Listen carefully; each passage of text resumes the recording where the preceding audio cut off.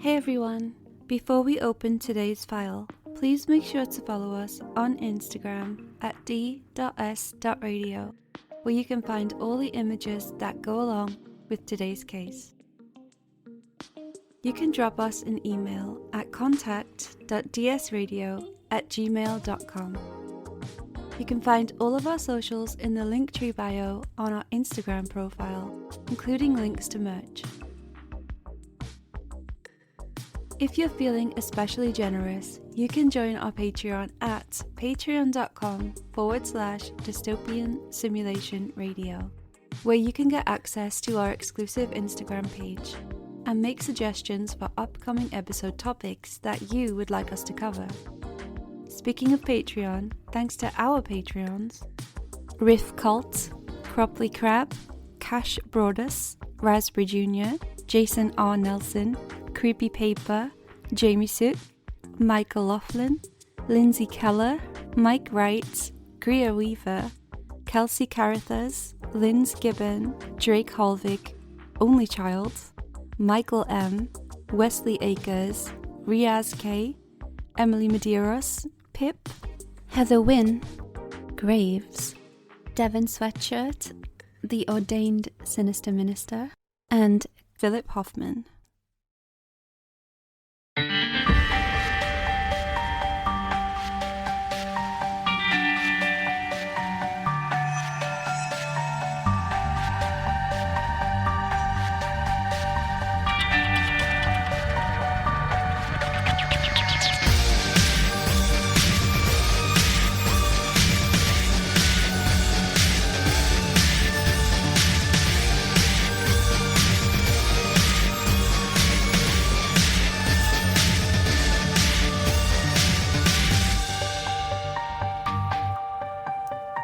Hello, everybody, and welcome to Dystopian Simulation Radio. I'm your host, Chris. And I'm your very sleepy host, Linz.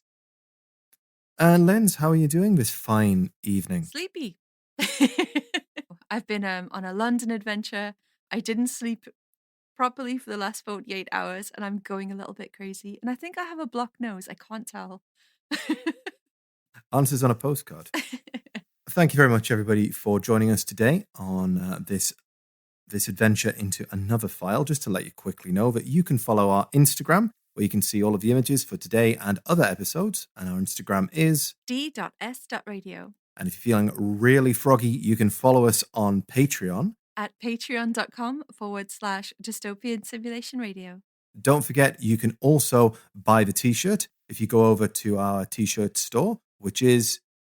I do not know.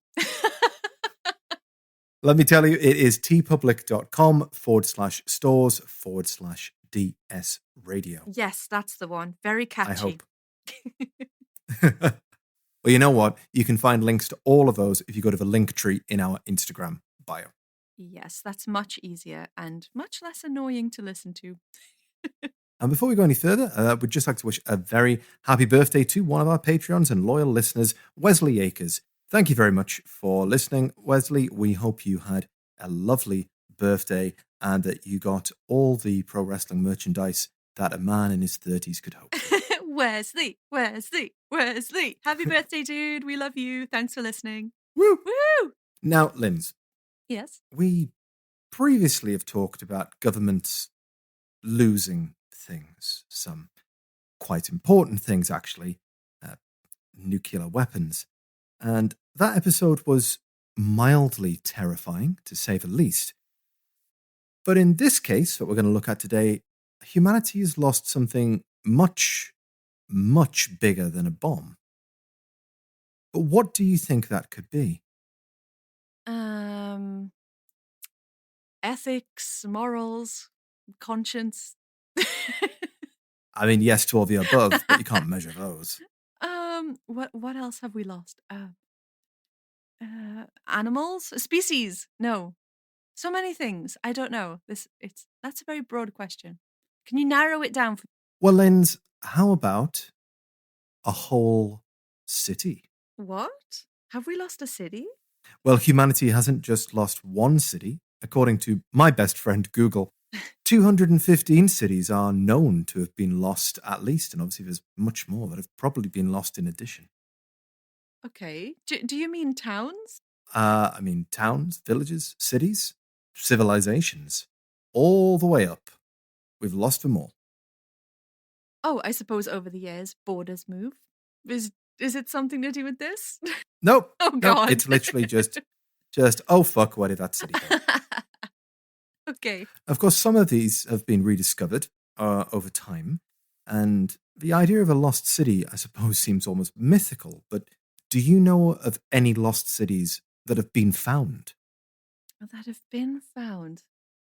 Mm, I'm I'm racking my brains and I can't think. Like, all I'm thinking of is that there's like towns that have probably been wiped off the map for one reason or another, but a city that got, the way you're saying lost does sound very mythical, and I cannot think of an example off the top of my head. I'm very interested though, Chris. Let me give you 5 most famous formerly lost cities that have actually been discovered, according to the Society of Lost Cities, which is just me and my son, but you can come and join for a small fee. I think I'm already a member. I think I was just defaulted as a member. Number 5, and I don't know how to pronounce this, Thonis Heraklion. Okay. Yes. So, anything else to add to that, Chris? Or just the name and swiftly moving on? Well, after years of searching, French archaeologist Frank Godiot located this city 6.5 kilometers off the coast of Egypt, where the city was completely submerged. They found the remains of a giant temple there, along with huge busts of gods and pharaohs just sticking up in the middle of the ocean. And they also found a rather large piggy bank. Well, I suppose, what did Egyptians have? A rather large scarab bank of gold coins. Ooh. Okay, ancient cities makes more sense. I think I was thinking about this in a modern way. No, I didn't just mean like Manchester. Yeah, that's what I was thinking. I was like, Chris can come up with some weird cases. And my head just went, the earliest my brain went was like the 1940s, like some nuclear testing town. Okay, ancient cities, acceptable. I think you're thinking of the B plot of Attack of the Clones. No! Where Obi-Wan Kenobi loses an entire planet. No. Number 4, Mesa Verde. And for God's sake, we are back in Colorado again. But in Mesa Verde National Park, we can find cave dwellings built into the overhang of a cave itself inside a national park. Seemingly abandoned overnight, some of these dwellings show evidence of a violent struggle, while others were just abandoned. Whatever happened, the people left quickly. The most popular theory is a drought forced them to leave, but little is known about the peoples who lived there, save for they really bloody liked cliffs. Oh, maybe it was like a Planet of the Apes situation. Possibly. By the way, side note, I watched the entire Planet of the Apes franchise in the course of like 4 days. It was amazing. Even the musical? No. Okay, almost all. Take your hands off me, you dirty ape! Dr. Zaius, Dr. Zaius, Dr. Zaius. Dr. Zaius, Dr. Zaius. Oh, Dr. Zaius. Can I play the piano anymore? Well, of course you can. Well, I couldn't before. We're so stupid. Number 3, Thebes. Back to Egypt and Thebes, or rather the surrounding monuments, such as the Valley of the Kings, where our old friend Tutankhamun was discovered. Now, I hate sand because it's rough and it's coarse and it gets everywhere. But the Valley of the Kings was discovered in early 1922, and you can hear all about that in our Curse of King Tut episode in the archives. Yes. Number 2, Machu Picchu. Hiram Bingham followed a trail of whispers and rumours in the early 20th century and discovered what he initially thought was a quite small settlement at the top of a mountain ridge in Peru. But he soon realised on subsequent expeditions that the site had been hidden by vegetation and was in fact massive, and has since been named one of the wonders of the modern world. When you think you've lost a city, but it's just under a bush. Oh, there it is. It happens more than you think. And number 1, Angkor Wat. So this is somewhat of a long story, but it has always kind of been inhabited to some degree, even by the Japanese, weirdly, for a short time. And the Portuguese were the first foreigners on the scene. And the Khmers, I mean, to be honest, they never actually lost it. They just kind of stopped taking care of it. Yeah. It kind of got overgrown with vegetation. But Frenchman Henri Mahou had a great agent and a white face and was therefore widely credited with discovering the site. I believe you. I don't think it's a lost city, like you said. I just think it's a city without a caretaker.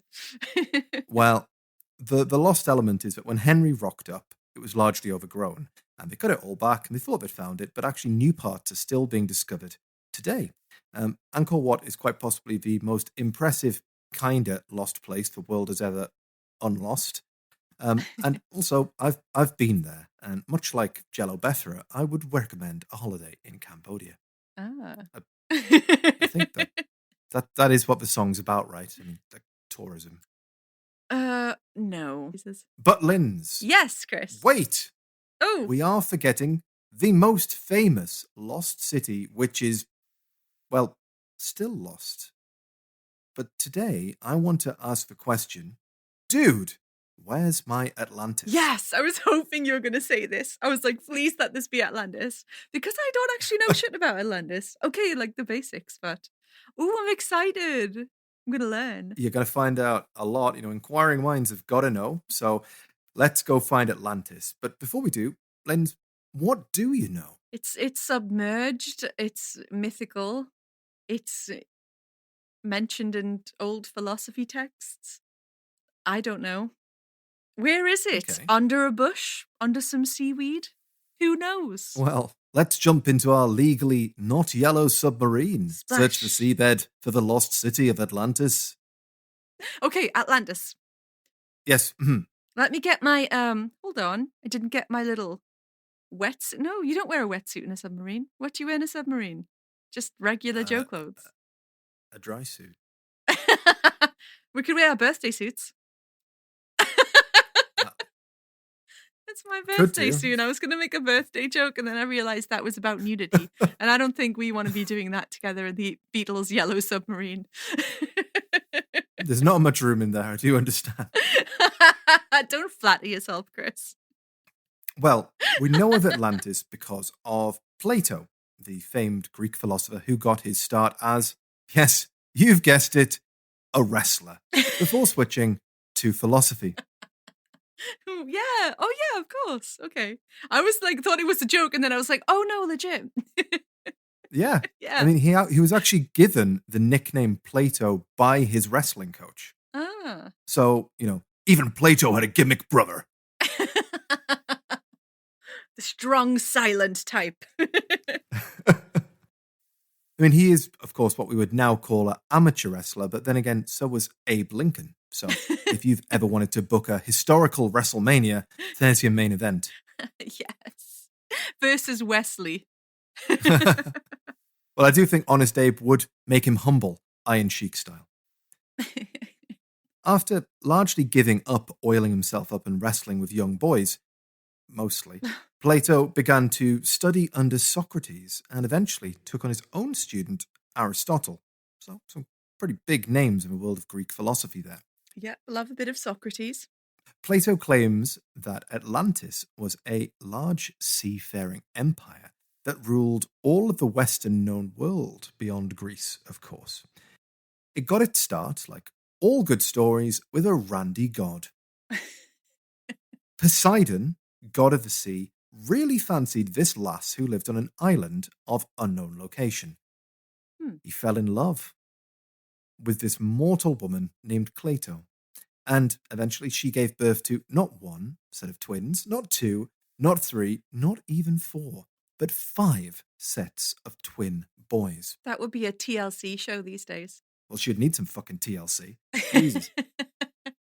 To protect his love and his children, he created alternating rings of land and sea, radiating out from Cleito's home, which was at the top of the mountain.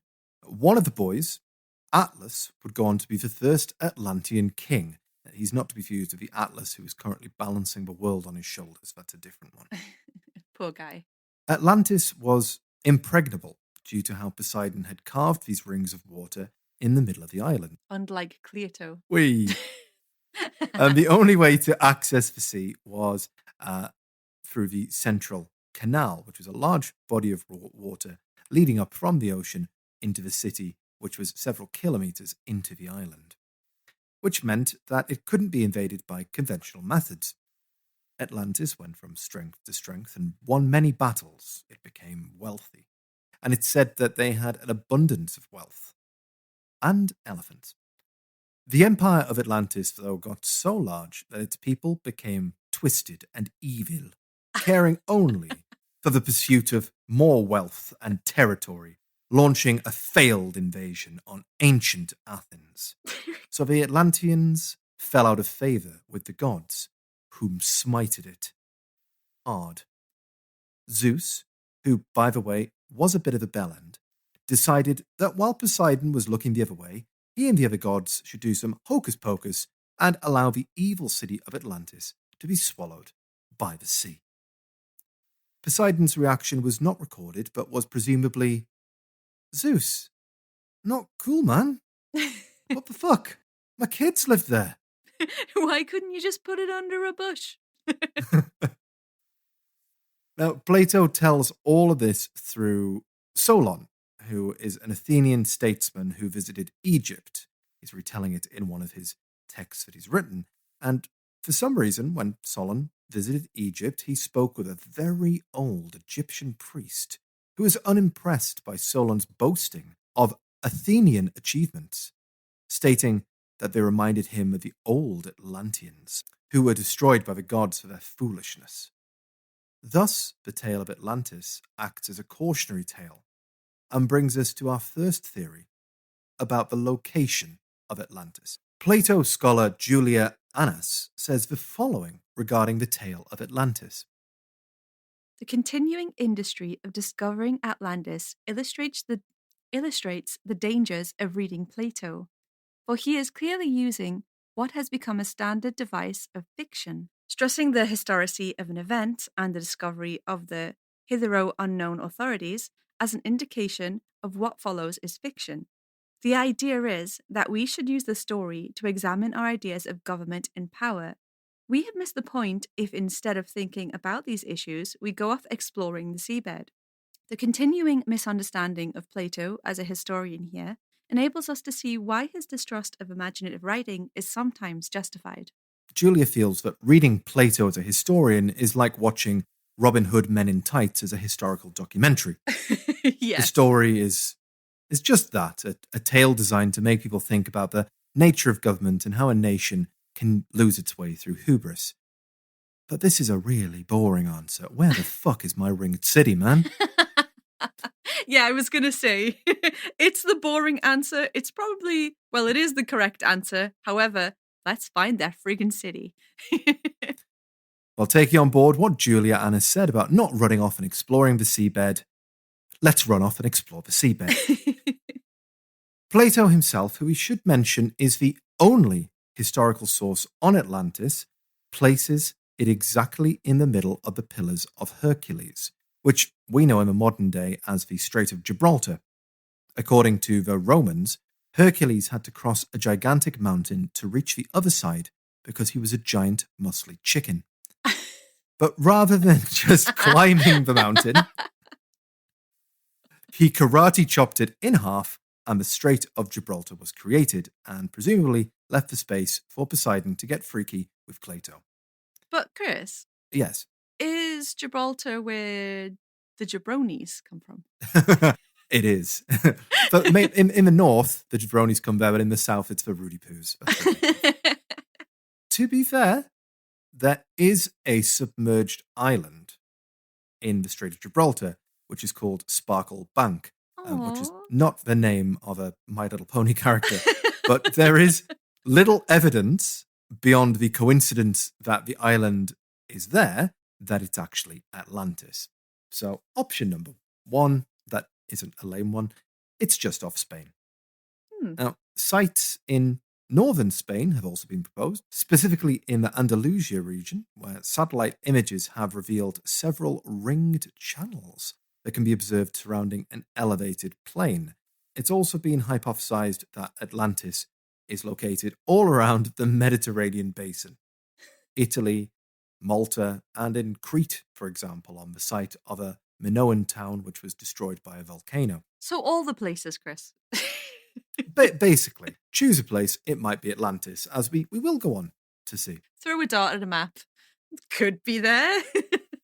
Some people feel that it may be located within mainland Greece, and the only evidence is some drainage ditches have been discovered, which is not great evidence, but Robert Samast proposes that Atlantis is submerged in the Cyprus Basin, and one of his key bits of evidence for all of this is that Cyprus was once home to a species of adorable dwarf elephants. Oh my gosh, is that actually true? This How is tall true. are they? They stood a little over a meter tall, Oh my which is God. a little over half of Rey Mysterio. Oh, half a Rey Mysterio. I'm going to cry. That's so cute. Not half of Rey Mysterio, a small elephant. Oh, bisected Rey Mysterio. Well, remember how Atlantis had an abundance of elephants? Well, Mhm. this is what Samast remembers as well. And he's identified some areas, 150 meters below sea level, that he feels is definitely 100% Atlantis, disagreeing with anyone who stands in his way. And I wouldn't normally quote Wikipedia, Linz, but this fantastic quote I would like you to read to Okay. me. He also contradicts that mainstream geologists, oceanographers, and paleontologists argue in claiming that, quote, scientists know that roughly 18,000 years ago, there was not just one Mediterranean Sea, but three. However, he does not specify who these scientists are, nor does he cite peer-reviewed scientific literature that supports this claim. So he just says a thing. Good on you, Robert, mate. Good on you. Yeah, Robert's just like, nope. Yeah, but prove it. Nah. Another idea floating around is that it may actually have been the city-state of Troy, famous in legend for falling for literally the oldest trick in the book. Now, Troy is in Turkey, modern-day Turkey, and several other sites in Turkey have also been proposed as well. The tip of Africa also gets a look in, but just the tip. Morocco has several very interesting docks carved into red, white, and black bedrock, which is exactly how Plato described the ports of Atlantis. There has also been a discovery of a caldera in Morocco, which is formed when a volcano explodes and collapses in on itself during an eruption, leaving a large crater that fills up with water and can leave a little island in the middle of it. And this caldera oddly measures up to nearly exactly the size specifications that Plato gives for Atlantis.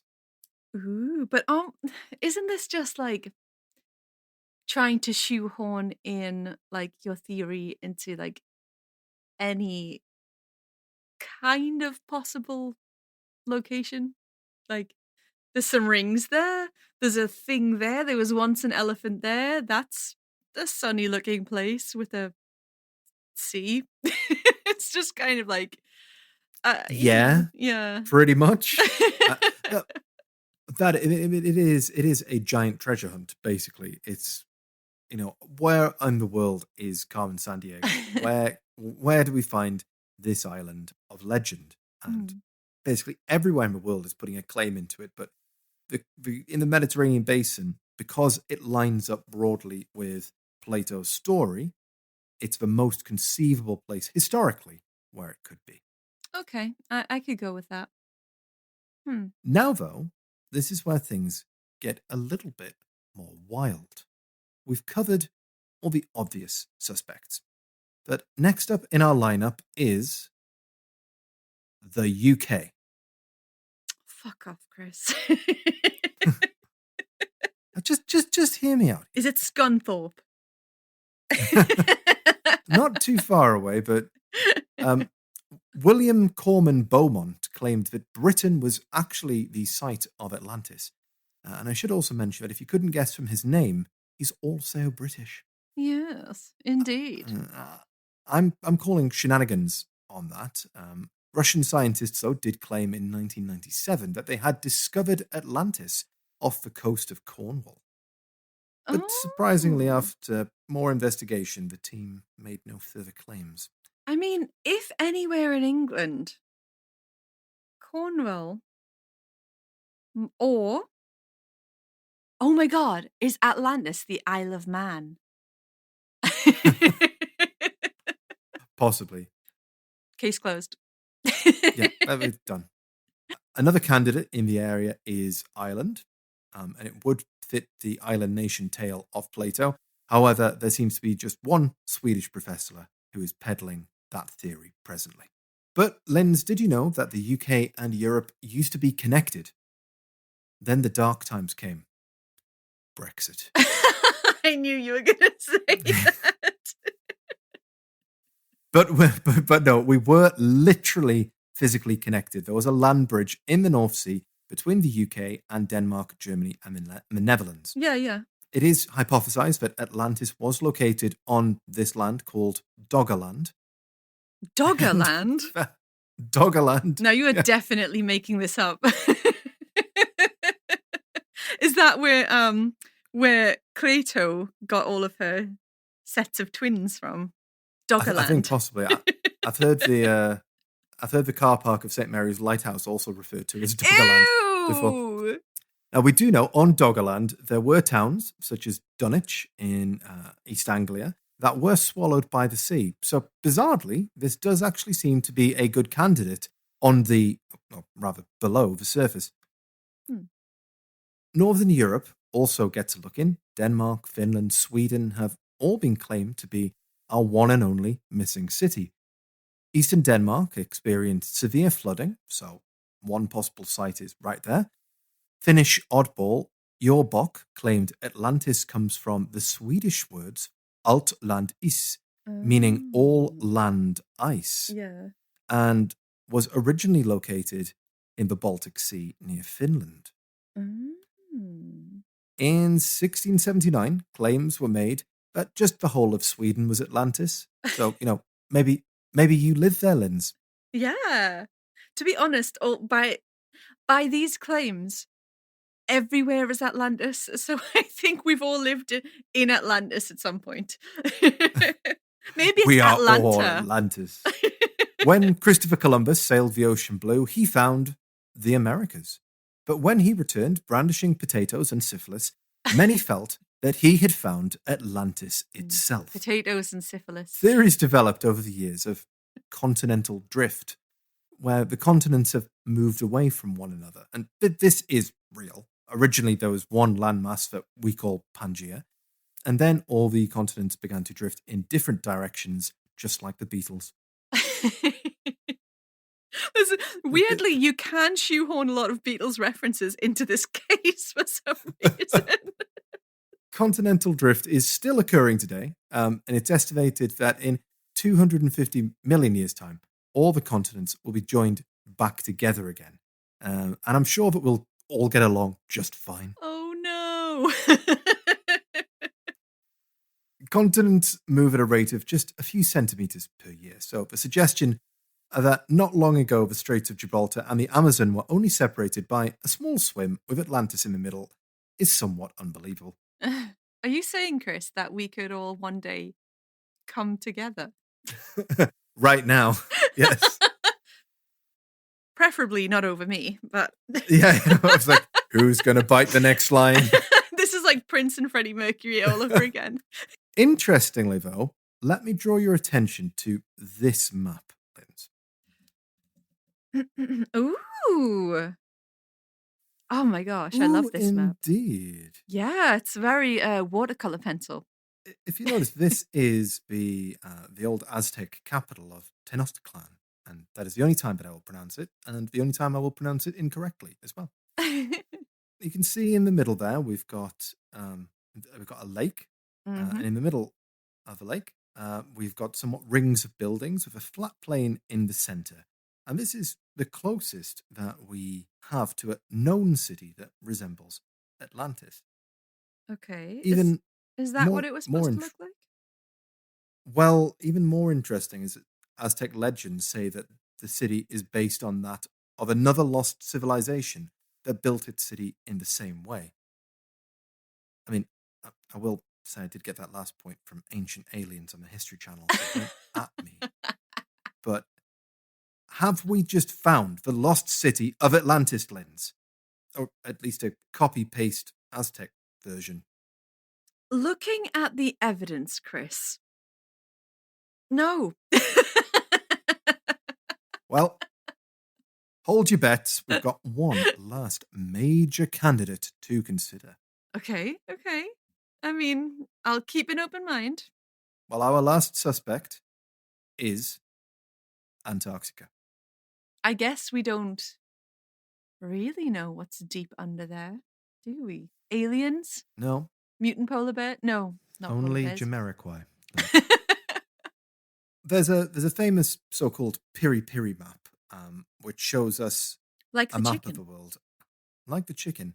Yes, it shows us a somewhat spicy map of the world. And at the bottom, there's a massive land that is not covered in ice. I mean, we shouldn't really mention that the massive land somewhat resembles Argentina, but let's ignore that bit. The map therefore suggests that not that long ago, Shut up, Chris. Stop there. there were civilizations living in Antarctica before it froze over. The Greeks told stories of ancient peoples who lived in the far, far south. But this is where it gets a bit wild. The deep south. Indeed. So hold on to your hot dog, lest it fall out of your pickup truck. Some believe that Atlantis was, in fact, an alien civilization. Now I'm on board, Chris. Well, they say that therefore it was a people and a city so advanced that the ancient world and even our modern world could not compare with adorable elephants. Aww. The aliens suddenly left and flash froze Antarctica, burying Atlantis, not in the deep blue sea as we had suspected, but under a sheet of thick ice. Their city, their home base, as our technology became more advanced.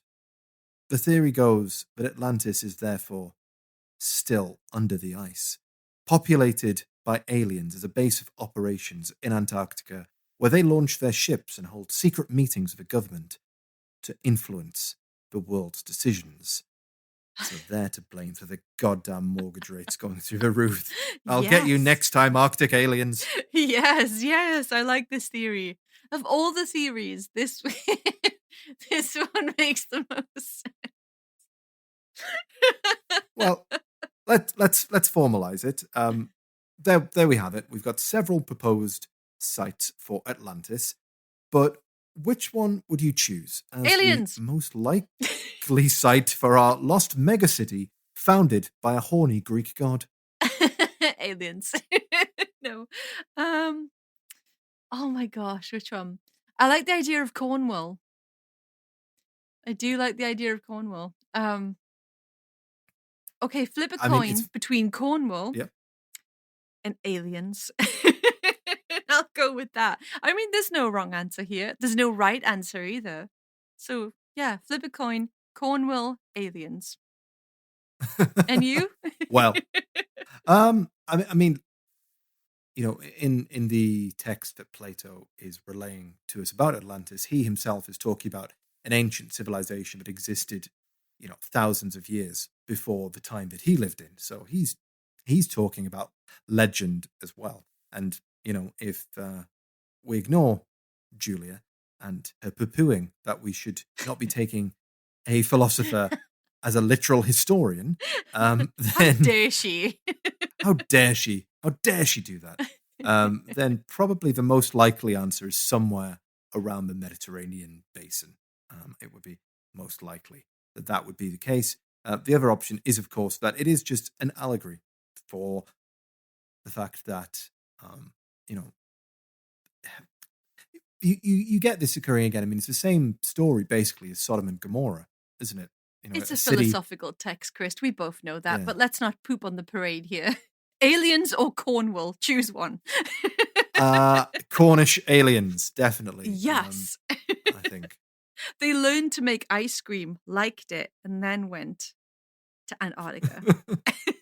I do like the idea that there is an underground base in Antarctica. I do love this idea, and obviously there's governments that have presences out there. You know, it's carved into I think 5 different pieces, but whether there's actually any underground facilities or not, I'm not quite sure. But I do believe that they at least went there once in the X-Files to one of those underground facilities. Yeah. You know what's funny? We like conspiracy wise, we all love the idea of weird entities going literally underground to do their dodgy dealings. We just love it, don't we? But yeah, that is what Boris Johnson is doing now. Yeah, I saw an AI generated video of him chomping onions and I cannot unsee it. I wish I'd never doom scrolled my way past it, to be honest with you. That's probably what's lurking underground somewhere. But yeah, well, I love this case, Chris. It's always something I want. I'm not sure I've learned more than I already knew, but theories wise, I definitely have. Well, to be honest, I mean, you know, you think about it, I think it's seeped so deep into culture, things like, you know, Aquaman and various different things. There was an Indiana Jones game about finding Atlantis, and there's so much, you know, in there. And we think of this huge civilization that's been buried by the sea. But in reality, think about the logistical locations for it. So it's either something wild, like it has been buried in tons of ice, or it's something extremely obvious, like Morocco. Yeah, like the kind of imagery that comes to mind is Mediterranean, of course. And then you start thinking of like Jason Momoa and, like you said, Indiana Jones and then the X-Files. But yeah, I mean, it's fun to think about. But realistically, if it was ever a thing, it's probably been swallowed. The depths of the ocean where we cannot go. Well, let's wrap this episode. Yes, please. Well, thank you very much, everybody. We hope that you have learned something new about Atlantis. Have you got a theory about where we can find it? Let us know. Pay for our airfare. We'll go and have a look, and we'll let you know if it's there or not. Yes, thank you so much, Chris. You're very welcome. We'll be back next week with... no, we won't. Excuse me? You're welcome. We'll be back in a fortnight's time, and we will be looking at one of your cases, and then we're going to get ramped up for our summer adventure. We've got some things in the works. Don't forget, there's all of those good links that you can find over on our Instagram, and join our Patreon if you really want to support us. Yes. Thank you, Chris, and thank you, everybody, for listening. Bye.